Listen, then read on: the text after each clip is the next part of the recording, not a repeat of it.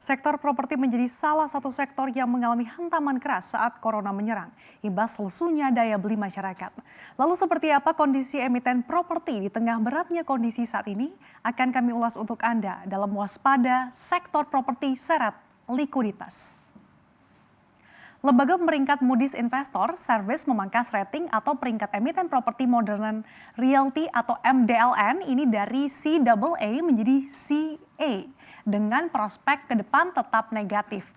Penurunan peringkat ini mengindikasikan adanya kemungkinan resiko gagal bayar Modern Land dalam waktu dekat ini yang disebabkan oleh penurunan arus kas perusahaan dan terganggunya likuiditas karena pandemi corona yang menyebabkan terganggunya penjualan properti.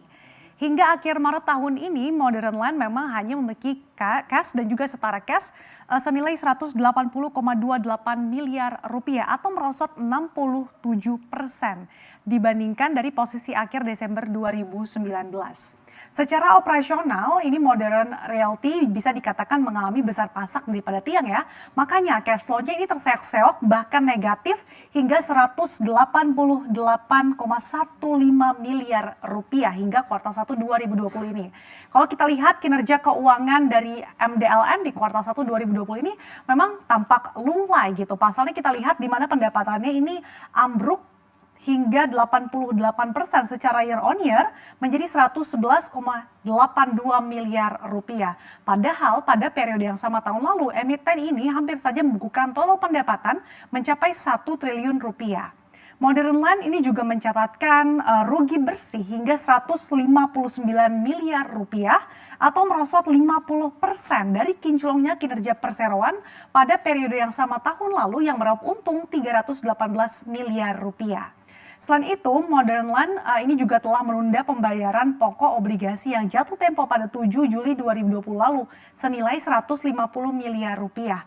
Risiko gagal bayar dengan penurunan rating ini sebelumnya pun menjadi kian nyata. Selain Moody's, sebelumnya sejumlah lembaga pemeringkat seperti S&P 500 dan juga Pevindo juga udah menurunkan peringkat utang Modern Land dan sudah mewanti-wanti nih adanya resiko gagal bayar.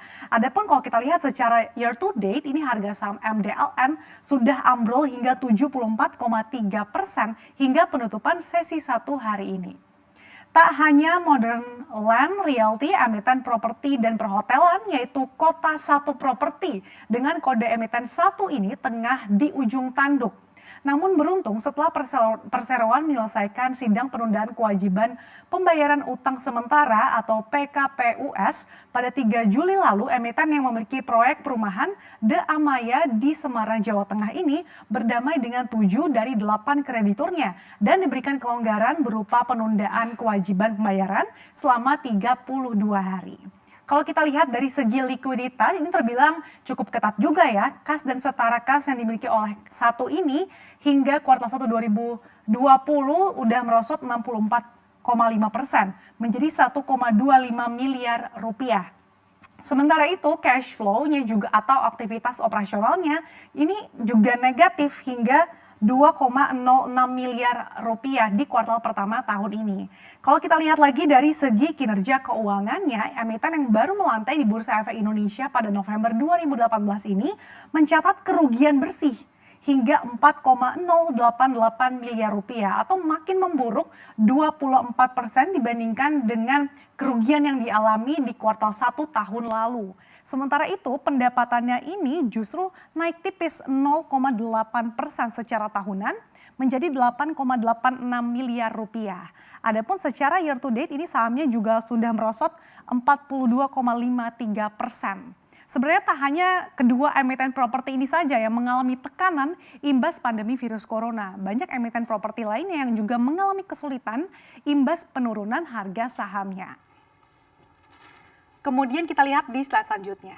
Memang pandemi COVID-19 ini baru ramai di Indonesia pada akhir Maret 2020 ya. Tapi merebaknya COVID-19 di dunia sejak akhir tahun lalu ini menimbulkan kepanikan yang menyebabkan masyarakat cenderung menahan permintaan pada sektor properti dan lebih memilih untuk menyimpan uangnya untuk digunakan kebutuhan sehari-hari. Kalau kita lihat penjualan properti residensial pada kuartal 1 tahun ini menurun signifikan. Penurunan penjualan properti residensial tahun ini terjadi pada seluruh tipe rumah, di mana kita lihat hasil survei harga properti residensial mengindikasikan penjualan properti residensial mengalami kontraksi yang cukup dalam, yaitu 43,19% di kuartal 1 2020 ini. Ini jauh lebih rendah dibandingkan kuartal sebelumnya yang tumbuh terbatas 1,19% dan juga periode yang sama tahun lalu yang tumbuh tipis 0,05%. Tak hanya pada kuartal 1 saja, penjualan properti residensial pada kuartal 2 ini tampaknya juga masih tertekan. Dalam survei harga properti residensial yang dirilis Bank Indonesia, pada kuartal 2 responden memperkirakan bahwa pertumbuhan harga properti residensial semakin terbatas, yang terindikasi dari perkiraan pertumbuhan IHPR pada kuartal 2 2020 sebesar 1,56% secara year on year atau lebih rendah dari kuartal 1 sebesar 1,68%. Lalu bagaimana kinerja emiten properti? Kita lihat, ini sebagian kompak turun ya, kita lihat diantaranya. Yang pertama ini pengembang kawasan BSD City Bumi Serpong Damai BSDE hingga kuartal 1 2020 ini mencatatkan pendapatan 1,49 triliun rupiah atau turun 8,23% dari periode yang sama tahun sebelumnya. Penurunan pendapatan ini dipicu oleh merosotnya penerimaan pada seluruh segmen bisnis dari penjualan tanah hingga bangunan. Kemudian laba bersih Bumi Serpong ini juga anjlok 58% secara tahunan menjadi 259 miliar rupiah. Kenaikan beban bunga dan juga kinerja entitas perusahaan patungan menjadi penyebab ambrolnya laba anak usaha Sinar Maslen ini. Emiten properti ini juga memiliki cash flow sebesar 135,32 miliar rupiah. Kalau kita lihat meskipun masih positif ya, tapi di tengah kondisi yang sulit ini sebenarnya cash flow-nya sudah ambles 70% secara tahunan. Kemudian selanjutnya ada Ciputra Development, CTR atau CTRA. Nah, CTRA ini meraup laba bersih 177,51 miliar rupiah atau ambles 37,3% secara year on year. Penurunan laba bersih ini sejalan dengan penurunan pendapatan yang menurun 8,48% secara year on year menjadi 1,51 triliun rupiah. Merosotnya pendapatan Ciputra Development ini karena penjualan rumah hunian dan ruko yang berkontribusi hingga 70% ke pendapatan perseroan mengalami penurunan hingga 11%. Adapun kita lihat cash flow-nya ini sebesar 312,67 miliar rupiah secara year on year atau secara tahunan. Ini berkurang 15% dibandingkan kuartal yang sama tahun sebelumnya. Kemudian ada Sumarekon.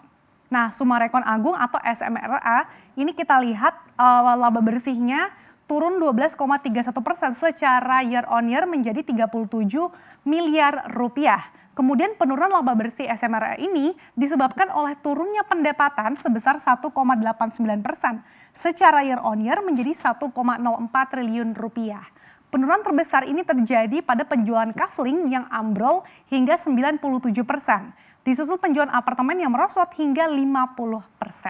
Sumarekon Agung atau SMRA hingga kuartal 1 2020 ini cash flow-nya tercatat 48,66 miliar rupiah atau sudah ambiar hingga 81% dari kuartal 1 2019.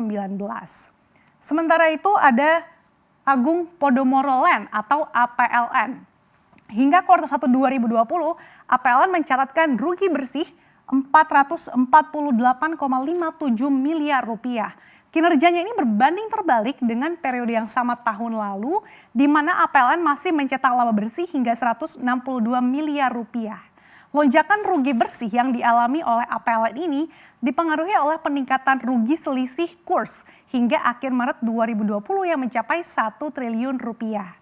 Padahal secara year on year APLN berhasil mencatatkan peningkatan pendapatan hingga melonjak 75% menjadi 1,32 triliun rupiah. Di tengah pandemi ini perseroan terus mengembangkan proyek andalan saat ini seperti Vimala Hills yang sesuai dengan kebutuhan masyarakat. Pasalnya APLN melihat kebutuhan hunian yang mengedepankan keseimbangan alam dan juga kesehatan. Kemudian kita lihat ini cash flow-nya juga tercatat 183,04 miliar rupiah secara year on year. Kemudian kita lihat di slide selanjutnya.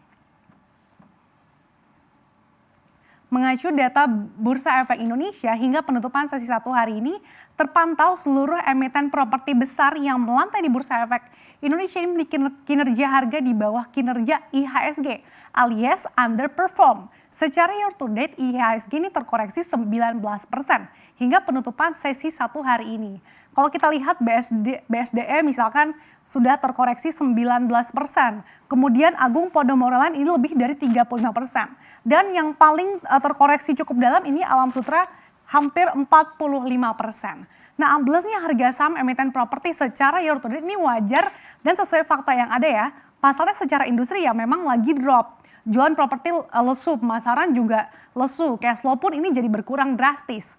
Meskipun secara historis kalau suku bunga acuan BI dipangkas akan menguntungkan sektor properti. Tapi kondisinya saat ini nggak kayak gitu. Daya beli masyarakat Indonesia ini belum pulih kembali. Boro-boro beli properti, masyarakat masih putar otak gimana caranya untuk bisa membeli kebutuhan pokok sehari-hari di saat kondisi pandemi corona yang belum juga tahu pasti kapan akan berakhir.